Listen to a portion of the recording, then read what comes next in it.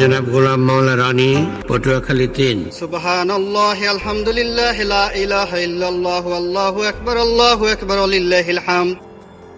এই বাংলায় এখন পারাপার করার জন্য নৌকা ছাড়া আর কিছু নাই। বিএনপি এবং তার সহযোগী জামায়াত ইসলামী, যাকে বলা হয় বাই বন্ড ক্রিমিনাল। আগামী ১০০ বছর বিএনপি টিকে গেল। সম্মানিত দর্শক শ্রোতা, ভিডিওটা শেষ পর্যন্ত দেখার অনুরোধ করব। আপনারা এই ভিডিওটা দেখলে আপনার মাথা ঘুরে যাবে। গোলাম মাওলা রনি এই লোক কীরকম সুবিধাবাদী, এই ভিডিওটা শেষ পর্যন্ত দেখলে আপনারা জানতে পারবেন। এই গোলাম মাওলা রনি যে পাশে সুবিধা পায় ঠিক সেই দিকেই দৌড়ায়। তিনি নিজেই জানে না যে তিনি কোন দল করে। তিনি যে পাশে সুবিধা পায় ঠিক সেই দলের মধ্যেই যে যোগ দেয়। আমার এই কথাগুলো আমার নিজের না, আপনারা আগে ভিডিওটা শেষ পর্যন্ত দেখেন, তাহলে আপনারা বুঝতে পারবেন। আর ভিডিওটা শেষ পর্যন্ত দেখে আপনারা আপনার মূল্যবান মতামতটি কমেন্ট বক্সে লিখবেন। তার আগে কোনো কমেন্ট বক্সে আপনার কোনো মতামত লিখবেন না। তাহলে চলুন আগে সেই ভিডিওটা দেখে আসি যে এই গোলাম মাওলাকে নিয়ে কি তথ্য বেরিয়ে এলো। গোলাম মাওলা রানী, পটুয়াখালী ৩। সুবহানাল্লাহ, আলহামদুলিল্লাহ, লা ইলাহা ইল্লাল্লাহ, আল্লাহু আকবার, আল্লাহু আকবার, লিল্লাহিল হামদ। এই বাংলায় এখন পারাপার করার জন্য নৌকা ছাড়া আর কিছু নাই। বিএনপি এবং তার সহযোগী জামায়াত ইসলামী, যাকে বলা হয় বাই বন্ড ক্রিমিনাল। আগামী ১০০ বছর বিএনপি টিকে গেল। জামাত আসলে একটা আদর্শ ভিত্তিক রাজনীতি করে। ডক্টর ইউনূস রয়েছে বর্ণাঢ্য ইতিহাস। Doctor Yunus in the field of politics he is just infant, নবজাতক শিশু। শেখ হাসিনাকে ক্ষমতায় বসানোর জন্য যা করা দরকার সবকিছু করতে হবে এবং দরকার হলে বাংলাদেশকে সিকিম বানিয়ে ফেলতে হবে। তোমরা যতক্ষণ পর্যন্ত তোমাদের চিন্তা চেতনায় কর্মে আমার রাসূলকে অনুসরণ করতে না পারবে, ততক্ষণ পর্যন্ত তোমরা মুমিন হতে পারবে না, মুসলমান হতে পারবে না। ময়লানা গোলাম ময়লা আবর্জনা রনি বাংলাদেশের রাজনীতিতে এক মারাত্মক বেসম্ভব জিনিস।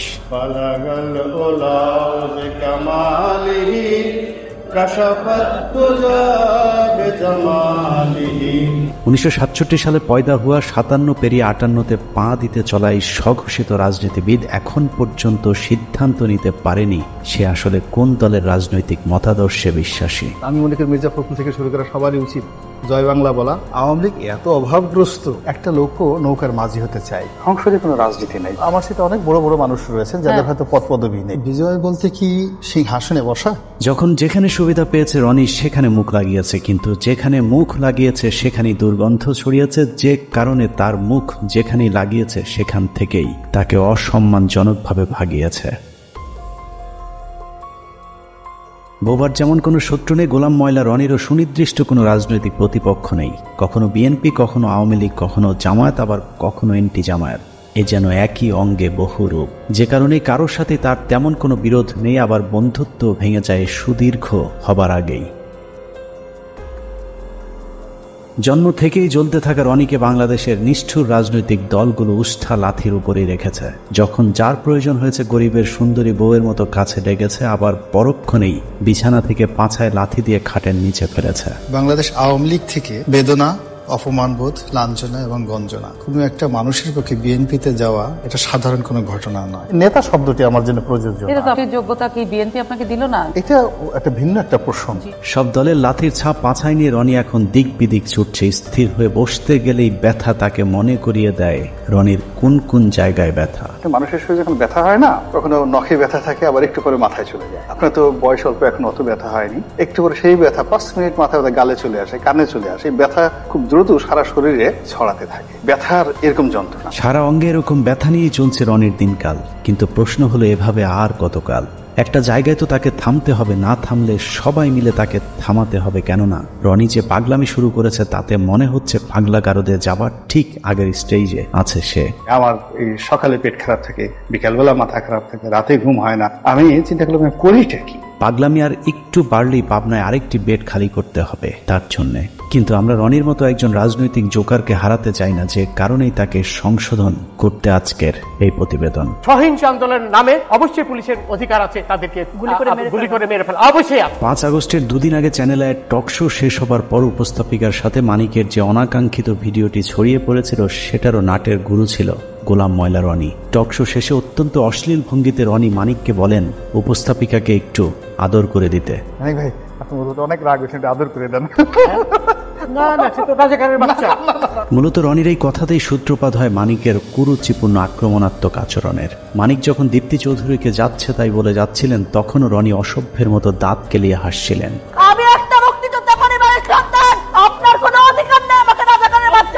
তার এই ব্যক্তিত্বহীনতার কারণে জীবনের পরন্ত সময়ে এসেও এখনো নিজের কোনো রাজনৈতিক পরিচয় জোটেনি। এক কথায় বলতে গেলে রনিকে বলা যায় বাংলাদেশের রাজনীতিতে একজন পলিটিক্যাল প্রস্টিটিউট।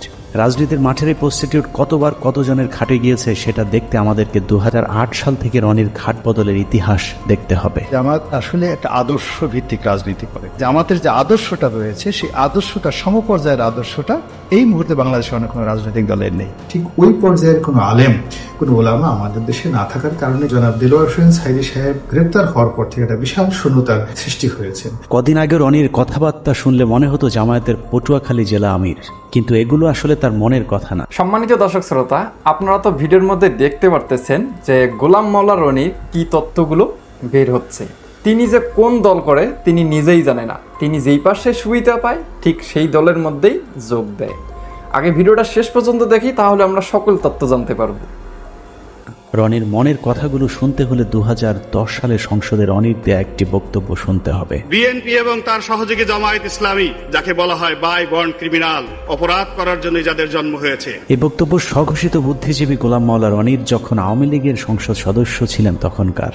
আওয়ামী লীগের সাথে তার সংসার ভাঙে ইন্ডিপেন্ডেন্ট টেলিভিশনের সাংবাদিক পিটিয়ে জেলে যাবার পর।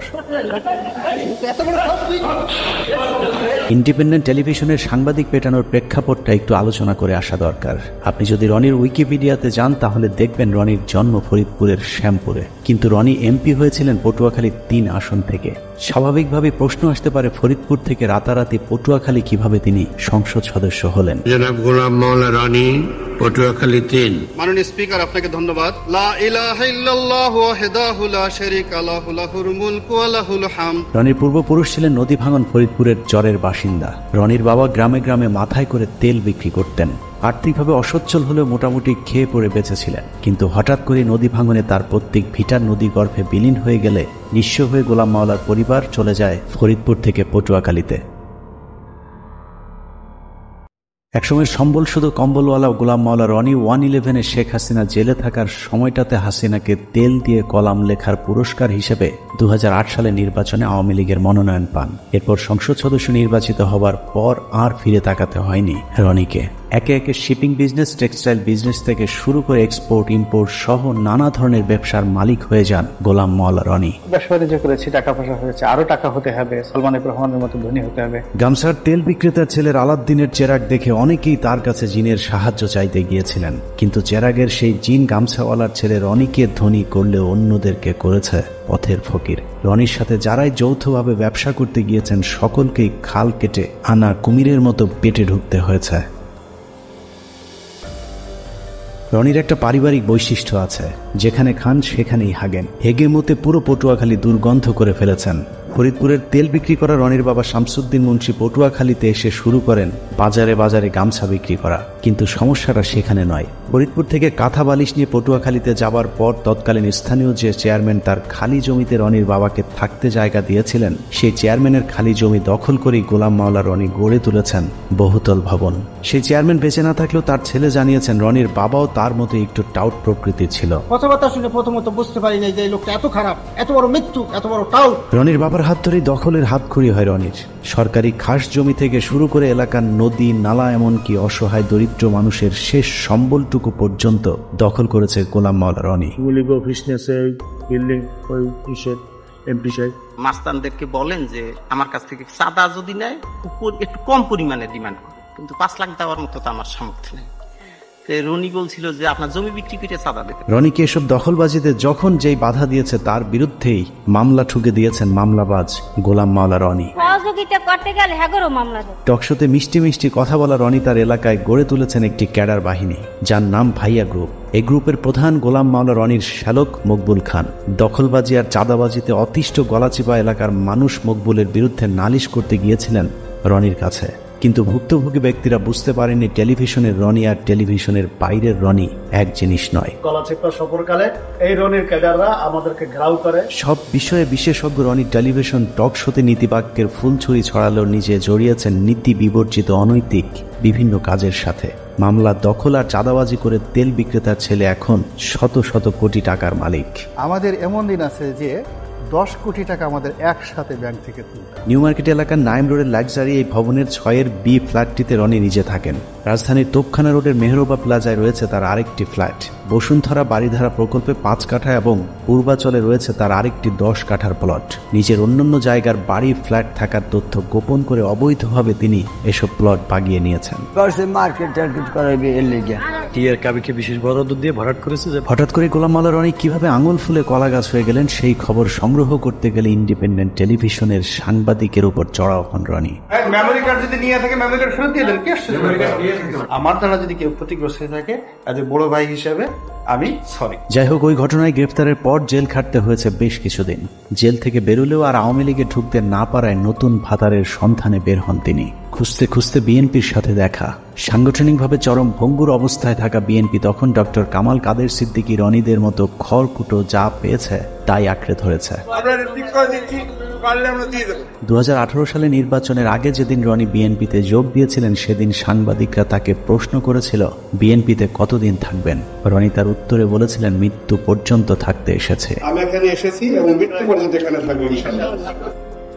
মূলত 2018 সালে বিএনপির মনোনয়ন পেতেই রনির এই পোল্টিবাজি। রনির সেই ডিগবাজিতে ধানের শীষের টিকিটও পেয়ে গিয়েছিলেন, কিন্তু পটুয়াখালী 3 আসনে আজীবন বিএনপির রাজনীতি করে আসা বিএনপির মূল প্রার্থী মনোনয়ন প্রত্যাহার না করে রনির প্রতিদ্বন্দ্বিতা করেন। গোলাম মাওলা রনি এখন আওয়ামী লীগের সঙ্গে বেইমানি করেছে, সামনে বিএনপির সাথে করবে। সে বিএনপিতে যোগ দিয়েছে, জনগণ তাকে আর কোনোদিন সমর্থন করবে না। তাকে মনোনয়ন দেওয়া হয়, কিন্তু নির্বাচন কমিশন তার মনোনয়নের প্রার্থীতা বাতিল করেছে। সে তার আম ও সালা দুটি হারিয়েছে। 2018 সালে নির্বাচনে দেশের অন্যান্য এলাকার মতো রনির পটুয়াখালী 3 আসনেও বিএনপির মনোনীত প্রার্থী গণসংযোগ কিংবা ভোট দিতে যেতে পারেননি। কিন্তু পটুয়াখালী 3 আসনটিতে রনির প্রতিদ্বন্দ্বী হিসাবে তৎকালীন সিএসি নুরুল হুদার আপন ভাগ্নে সাজু হয় সেখানকার অবস্থা আরো ভয়ানক ছিল। সকালে রনির স্ত্রী ভোট কেন্দ্রে যাবার পর আওয়ামী লীগের লোকজন তার গাড়ি ভাঙচুর ও মারধর করলে রনি আওয়ামী লীগ প্রার্থীর বিরুদ্ধে মামলা না করে তার প্রতিদ্বন্দ্বী বিএনপির বিদ্রোহী প্রার্থী ও তার সমর্থকদের বিরুদ্ধে মামলার নির্দেশনা দেন। গাড়িটা আগে থানায় নাও, থানায় নিয়ে এই সুযোগে মানে প্রার্থী সহ সবাই মামলা দিয়ে দাও। আচ্ছা ঠিক আছে, এটা কিন্তু আমাদের সুযোগ এবং সব জায়গায় টেলিফোন করে হাজার হাজার লোক থানায় ঘেরাও করে। তারপরেও সে সময় বিভিন্ন অনুষ্ঠানে গোলাম ময়লা রনি নিজেকে বিএনপির অত্যন্ত গুরুত্বপূর্ণ এবং নীতি নির্ধারণী পর্যায়ে নেতা হিসেবে দাবি করতে শুরু করেন। আমি বিএনপির একজন নীতি নির্ধারণী, অন্যতম নীতি নির্ধারণী ব্যক্তিত্ব আমি এখানে বলছি। অভিযোগ রয়েছে মির্জা ফখরুল ইসলাম আলমগীরকে 10 লাখ টাকা দিয়ে রনি রাতারাতি দল পাল্টে বিএনপির টিকিট পেয়েছিলেন। 10 লাখে মনোনয়ন কেনা বিএনপির গুরুত্বপূর্ণ এই নেতা 2018 সালে আওয়ামী লীগ আবারও ক্ষমতায় এলে আরেকবার ডিগবাজি দেয়। কিছুদিন আগে বিএনপির নীতি নির্ধারণী পর্যায়ের নেতা দাবি করা রনি বলতে শুরু করেন, আমি বিএনপির কেউ না, বিএনপির কোনো কমিটিতে আমি নেই, আমি শুধু ইলেকশনটা করেছি। আমাকে যদি বিএনপি নেতা বলা হয় এটা আমার জন্য অবমাননাকর, অপমানজনক, কারণ আমি আসলে বিএনপির নেতৃত্বে নেই। ওই অনুষ্ঠানে রনিকে প্রশ্ন করা হয়েছিল, আপনি যে বিএনপির নেতা না এটা আপনি কখন বুঝলেন? উত্তরে রনি যা বলেছেন তা অনেকটা সিদ্দিকের ভুল হয়েছে আমাকে ক্ষমা করে দেওয়ার মতো। রনি ভাই, এই কথাটা আপনি আগে এতদিন বলেননি কেন? প্রথমত এই জিনিসটা আগে আমার মাথায় আসেনি। 2018 থেকে 2024 রনির জীবন কেটেছে কুলহারা কলঙ্কিনীর মতো। জলে ভাসা পদ্মের মতো 5টি বছর কাটানোর পর 2024 সালে আওয়ামী লীগ যখন আবারও ক্ষমতায় আসে তখন গোলাম মাওলা রনি বুঝতে পেরেছিলেন আওয়ামী লীগ ছাড়া আর কোনো উপায় নেই, যে কারণে 2024 সালে নির্বাচনের পর আবারও আওয়ামী লীগের খাটে যাবার চেষ্টা করতে থাকেন। আওয়ামী লীগকে তো সবসময় মিস করি, সবসময় মিস করি, মৃত্যু পর্যন্ত মিস করি। আর আমি যদি বিএনপির মন্ত্রীও থাকি এবং আওয়ামী লীগের যদি প্রয়োজন মনে করে তখন সেই মন্ত্রিত্ব ছেড়ে দিয়ে হলো আওয়ামী লীগের হাল। আওয়ামী লীগে আবারও পথ ফিরে পেতে বিএনপিকে নিয়ে নানা ধরনের ঠাট্টা বিদ্রুপমূলক কথাবার্তা শুরু করেন গোলাম ময়লা রনি। বিএনপি এখন সরাসরি মাঠের রাজনীতি না করে তারা দোয়াদরুতে মগ্ন হয়ে গেছে, ঝাড় ফুঁক তাবিজ কওয়াজে ব্যস্ত। কেউ কেউ বলে যারা জাদুটু নাও জানে, বানও মারতে জানে। বিএনপির যে গণতান্ত্রিক ভাবে তাদের যে অবস্থানটা ছিল সেটাকে তারা তাড়িয়ে সামনের যে জায়গাটিতে মিস্টার জো বাইডেনকে বসিয়ে দিয়েছে, মিস্টার পিটার ডি হাসকে বসিয়ে দিয়েছে। বিএনপিকে নিয়ে হাসি ঠাট্টা করে অবশ্য কোনো লাভ হয়নি, কারণ পুরাতন স্বামী আওয়ামী লীগের সাথে আবারও ঘর বাঁধার আগেই স্বামী পলাতক। অবস্থা যখন এই রনি আবারও শুরু করে নতুন স্বামীর সন্ধান। আওয়ামী লীগ বিএনপি সব হারিয়ে ডক্টর মোহাম্মদ ইউনূসের তত্ত্বাবধায়ক সরকারের একটি উপদেষ্টার পদ পাবার স্বপ্ন দেখে গোলাম ময়লা রনি, যে কারণে মোহাম্মদ ইউনূসের নেতৃত্বে সরকার গঠন হবার পর এই সরকারের মেয়াদ নিয়ে রাজনৈতিক দলগুলোকে তাড়াহুড়া না করবার আহ্বান জানান। এই গণঅভ্যুত্থানের মাধ্যমে যে 17 জন ব্যক্তি এই মুহূর্তে দায়িত্বে অবতীর্ণ হলেন, তারা চমৎকার করে কথা বলেন এবং তাদের সবারই রয়েছে বর্ণাঢ্য ইতিহাস। তাদের সফলতা কামনা করা ছাড়া আমাদের এই জাতির দ্বিতীয় কোনো অপশন নেই। একটা নির্দিষ্ট সময় পর্যন্ত আমাদেরকে অপেক্ষা করতে হবে এবং ধৈর্য ধারণ করতে হবে যার যার অবস্থান থেকে। ইউনূস সরকারের পক্ষে তেলবাজি করেও কোনো লাভ হয়নি। প্রথম, দ্বিতীয়, তৃতীয় ধাপেও মোহাম্মদ ইউনূসের পাশে একটি চেয়ার না জোটায় রীতিমতো পাগলামি শুরু হয় গোলাম মওলা রনির। ডক্টর ইউনূস চেষ্টা করলেও খুব বেশি আগাতে পারবেন। নোবেল পুরস্কার পেয়েছে, তুমি তো শ্রমিকের টাকা মেরে দিলা, তাকে ডাইরেক্ট ক্রস ফায়ারে দেওয়া উচিত। রনির হঠাৎ করে সারা অঙ্গে ব্যথা শুরু হবার কারণ কি সেটা বুঝতে হলে জামায়াতের এক নেতার সাথে তার একটি ফোন রেকর্ড শুনে আসতে হবে, যেখানে তিনি পরিষ্কারভাবে বলেছেন শেখ হাসিনা পালিয়ে যাবার পর ক্যান্টনমেন্টকে সব দলকে ডাকলেও গোলাম মওলা রনিকে না ডাকাতেই তিনি ক্ষিপ্ত হয়েছেন। সবাই তো ইউনূস সাহেবকে তেল মারতেছে, আওয়ামী লীগের গালি দেওয়া তো খুব সহজ একটা বিষয়। তখন আসলে আমরা আরো ভয়াবহ বিপদের দিকে এগোচ্ছি। এই যে চ্যাংড়া ফুলাফানরা যা কিছু করতেছে। সম্মানিত দর্শক শ্রোতা, আপনারা তো সেই ক্লিপগুলো দেখতে পারলেন যে গোলাম মওলা রনি কিভাবে তিনি যে পাশে সুবিধা পায় ঠিক সেই দিকেই দৌড় মারে, সেই দলের মধ্যে যোগ দেয়। তিনি এমন কোনো লোক নাই তার বিরুদ্ধে কথা বলেনি। তিনি দিলওয়ার হোসেন সাঈদীর পক্ষেও কথা বলেছে, তিনি সাঈদীর পক্ষে বিপক্ষেও কথা বলেছে। এই গোলাম মওলা রনির ভিডিওটা ভাইরাল হয়ে ইতিমধ্যে সকল নেটিজনরা এই গোলাম মওলা রনিকে চিনতে পারতেছে। গোলাম মওলা রনির মুখোশ খুলে গিয়েছে। সম্মানিত দর্শক শ্রোতা, এই গোলাম মওলাকে নিয়ে আপনাদের কি মতামত রয়েছে অবশ্যই আপনার মূল্যবান মতামতটি কমেন্ট বক্সে লিখবেন। গোলাম মওলা রনিকে কি করা উচিত এটা আপনারা কমেন্ট বক্সে লিখবেন। তো এইরকম আপডেট ভিডিও পেতে চ্যানেলটি অবশ্যই সাবস্ক্রাইব করে নেবেন। তো ধন্যবাদ সকলকে, নেক্সট ভিডিওতে দেখা হবে। আল্লাহ হাফেজ।